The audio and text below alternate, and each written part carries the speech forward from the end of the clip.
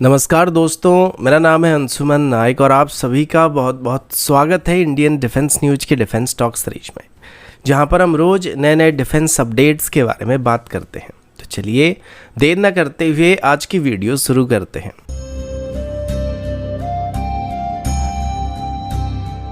आज की पहली update 5th generation fighter jet को लेके है और अभी हम इसमें भारत और पाकिस्तान की बात करने वाले हैं।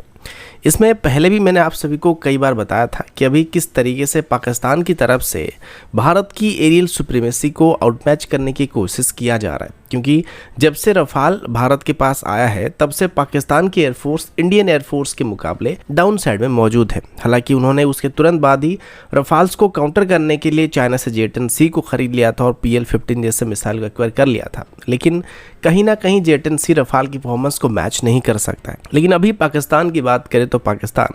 भारत से कई गुना आगे की सोच रहा है। अभी कुछ दिन पहले ही पाकिस्तान की एयरफोर्स की चीफ की तरफ से एक स्टेटमेंट दिया गया था कि वो अभी चाइना से FC-31 को खरीदने वाला, और अभी रिसेंटली पाकिस्तानी मीडिया की तरफ से बात बताया गया था कि पाकिस्तानी पायलट्स को भी चाइनीज ओरिजिन FC-31 में ट्रेनिंग को प्रोवाइड करना स्टार्ट किया जा रहा है, जो कि चाइना के latest 5th generation fighter jet है, जिसे चाइना की तरफ से यूनाइटेड स्टेट के F-35 को काउंटर करने के लिए डेवलप करना स्टार्ट किया गया था। अभी तक ये बात क्लियर नहीं है कि पाकिस्तान इन एयरक्राफ्ट को कब तक एक्वायर करने वाला है, लेकिन ये बात तो तय है कि वो इसको भारत की तरफ से कोई भी 5th जनरेशन फाइटर जेट को खरीदने से काफ़ी पहले एक्वायर करने वाले हैं। इसको लेके अभी पहली बार पाकिस्तान के एक फॉर्मर एयर कमोडोर जियाउल हक की तरफ से बात बताया जा रहा है कि अभी पाकिस्तानी एयरफोर्स इंडियन एयरफोर्स से लगभग 12 से 14 साल आगे निकलने वाला है, क्योंकि अभी भारत की तरफ से कोई भी 5th जनरेशन फाइटर जेट को डायरेक्टली खरीदने का फैसला नहीं किया जा रहा है, जबकि एमका को भी बनके तैयार होने में 2035 तक का समय लगने वाला है। अब इस बीच पाकिस्तान की तरफ से भी एक खबर सामने आया था कि अभी FC-31 को खरीदने की जो डील है वो काफ़ी हद तक आगे बढ़ चुकी है,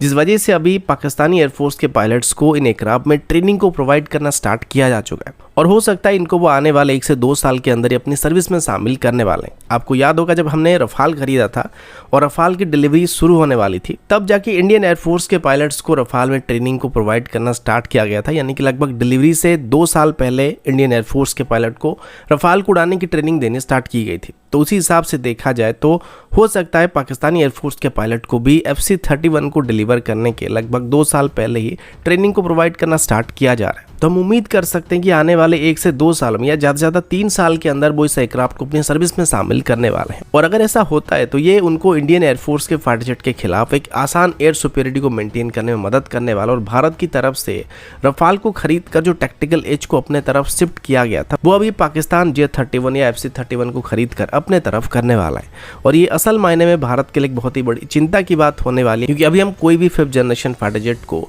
डायरेक्टली खरीद कर अपने सर्विस में शामिल करना नहीं चाहते हैं, जबकि दूसरी तरफ हमारे दोनों दुश्मन देश पाकिस्तान और चाइना दोनों के पास अभी 5th जनरेशन फाइटर मौजूद होने वाले हैं, जो कि हमसे लगभग 10 से 15 साल आगे निकल चुके हैं।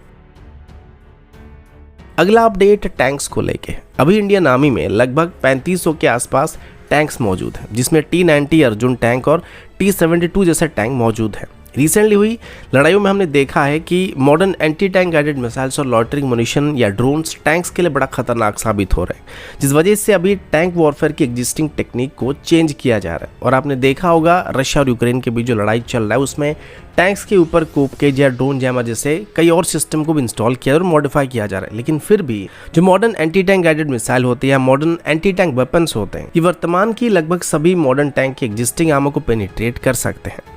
चाहे वो वेस्टर्न टैंक हो जाए रशियन टैंक हो जाए। तो इसी वजह से अभी सभी अपने टैंक्स में एक्टिव प्रोटेक्शन सिस्टम्स को ऐड करने की कोशिश कर रहे हैं, जो कि टैंक की एग्जिस्टिंग आर्मर के साथ एक एक्स्ट्रा लेयर की प्रोटेक्शन सिस्टम को ऐड कर सकता है। पर अभी DRDO की तरफ से एक स्टेप और आगे जाने का फैसला किया जा रहा है, और अभी DRDO की तरफ से हमारी टैंक्स में इस्तेमाल होने वाले ट्रेडिशनल स्टील और कंपोजिट आर्मर को एक नेक्स्ट जनरेशन एक्टिव आर्मर से रिप्लेस करने का फैसला किया गया है।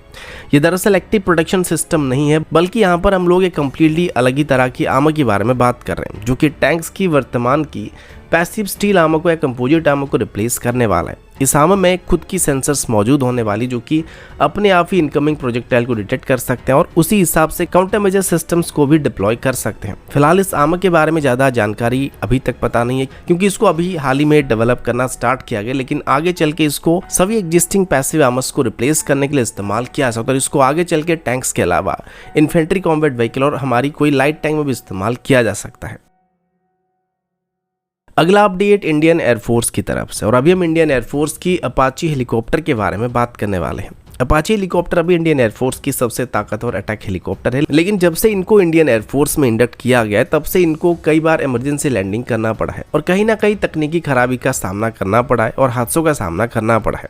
और इनका सर्विस रिकॉर्ड भी इंडियन एयरफोर्स में उतना अच्छा नहीं है, परफेक्ट नहीं है। कुछ महीने पहले ही लद्दाख में इंडियन एयरफोर्स के अपाची हेलीकॉप्टर को हेड लैंडिंग करना पड़ा था, जिसमें अपाची हेलीकॉप्टर को काफ़ी नुकसान भी हुआ था और कई दिनों तक उसको बर्फ से निकालना काफ़ी मुश्किल बन गया था। बताया जा रहा है कि उस दौरान ये हेलीकॉप्टर जो था वो अपनी रूटीन मिशन पर था जब इसको पावर लॉस का सामना करना पड़ा था और इसी वजह से पायलट को हेलीकॉप्टर को इमरजेंसी लैंडिंग करना पड़ा था और लद्दाख की पथरीले एरिया की वजह से इसकी अंडर कैरेज सेक्शन को काफ़ी नुकसान हो गया था।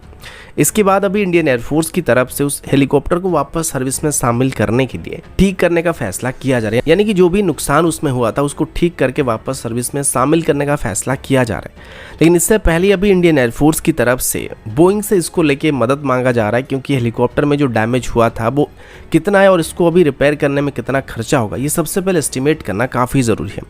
बोइंग की इनिशियल इंस्पेक्शन के मुताबिक इसकी हेड लैंडिंग की वजह से हेलीकॉप्टर की landing gears, transmission system, fuselage section और एयरफ्रेम को काफ़ी डैमेज हुआ है। लेकिन अगर अभी इनको रिपेयर करने में ज़्यादा पैसा लगता है, जो कि अगर फाइनेंशियली हमारे लिए वैल्यूएबल नहीं होगा, तो इसको टोटल लॉस में कंसिडर करने की बात इंडियन एयरफोर्स की तरफ से किया जा रहा है। इसका मतलब ये कि अगर इसको हम टोटल लॉस में कंसिडर करते हैं तो इसको वापस ठीक नहीं किया जाएगा और इसको स्क्रैप कर दिया जाएगा, यानी कि कुल मिलाकर अभी हमारे पास 22 के बदले 21 अपाची हेलीकॉप्टर मौजूद होने वाले हैं।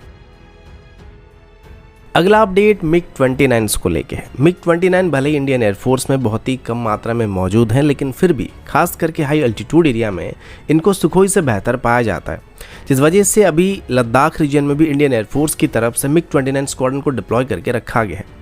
अब जब चाइना के साथ हमारा फेसअप हुआ था तो लगातार इन जेट्स को लेह से ऑपरेट किया जा रहा था और इसी बीच रशिया से एडिशनल 21 मिग 29 को भी खरीदने का प्लान किया गया था। अब इसमें जिन मिग 29 को भारत खरीदने वाला था ये कम्प्लीटली नए मिग 29 होने वाले थे, जिनका एयरफ्रेम पूरी तरीके से फैक्ट्री कंडीशन में था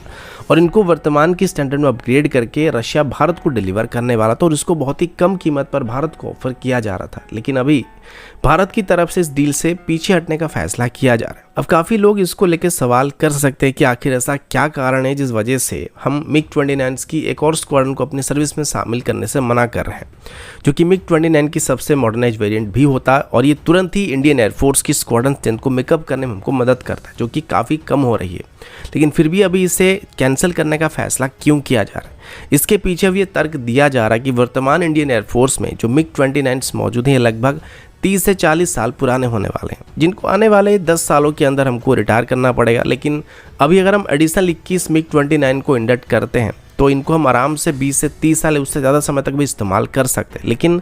जब हमारी बाकी सभी मिग 29 2035 तक रिटायर हो जाएंगे तो उसके बाद ये जो अकेला मिग 29 स्क्वाड्रन बच जाएगा, ये हमारे लिए तब लॉजिस्टिक और मेंटेनेंस इशू को क्रिएट कर सकता है, क्योंकि उस टाइम पर इसकी स्पेयर पार्ट को लेके और सर्विस को लेके हमको परेशानी हो सकती है। इसी वजह से अभी एडिशनल मिग 29 को खरीदने की प्रोग्राम को कैंसिल करने का फैसला किया जा रहा है। तो दोस्तों अभी के लिए इतना ही, मिलता हूँ आपसे अगले वीडियो में, तब तक के लिए जय हिंद, वंदे मातरम।